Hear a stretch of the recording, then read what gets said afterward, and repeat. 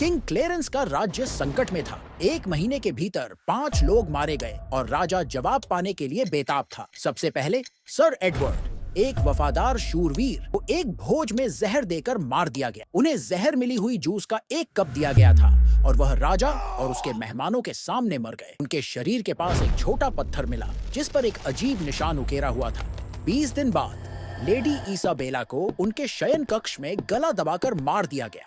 उनके बिस्तर की मेज पर वही निशान वाला पत्थर मिला। 5 दिन बाद थॉमस ब्राउन, एक व्यापारी, को चाकू से मार दिया गया और उसी निशान वाला पत्थर पास में पाया गया। फिर 5 दिन बाद लेडी कैथरीन, जो शाही परिवार की सदस्य थीं, अपने शयन कक्ष में मृत पाई गईं। उनके शव के पास वही निशान वाला पत्थर था और किंग क्लेरेंस के एक विश्वसनीय सलाहकार लॉर्ड जेमसन को भी चाकू से मारा गया। वह हत्याओं की जांच कर रहे थे। किंग क्लेरेंस असमंजस में थे कि क्या करें। उन्होंने प्रसिद्ध जासूस जेम्स को बुलाया ताकि वह मामले को सुलझा सके। जासूस जेम्स राज्य में पहुंचे और सुराग जुटाने लगे। उन्होंने देखा कि प्रत्येक पीड़ित के शरीर के पास एक छोटे पत्थर पर एक अजीब निशान था। किंग क्लेरेंस के राज्य में एक ईमानदार पत्थर विक्रेता मार्कस था। पहले उन्होंने उसे ही हत्यारा माना।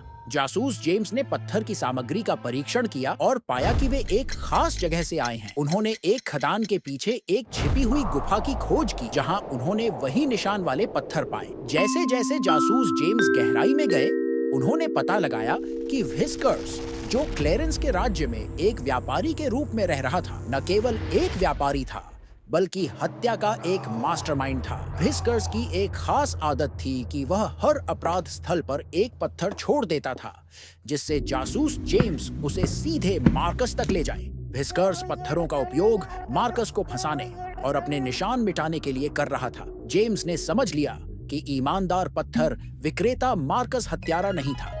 जासूस जेम्स हैरान थे, लेकिन उन्होंने जल्दी से सबूत जोड़ते हुए यह समझा कि व्हिस्कर्स अपने अपराधों के निशान मिटाने के लिए अपने पत्थरों का उपयोग कर रहा था। ये पत्थर केवल संयोग से नहीं छोड़े गए थे, बल्कि असली हत्यारे की पहचान की ओर ले जाने के लिए जानबूझकर बनाए गए सुराग थे। और व्हिस्कर्स, जो एक पत्थर विक्रेता के रूप में छिपा हुआ था, इसके पीछे का मास्टरमाइंड था। जासूस जेम्स को इस मामले को सुलझाने के लिए सम्मानित किया गया और व्हिस्कर्स को उसके अपराधों के लिए सजा दी गई। राज्य फिर से सुरक्षित हो गया।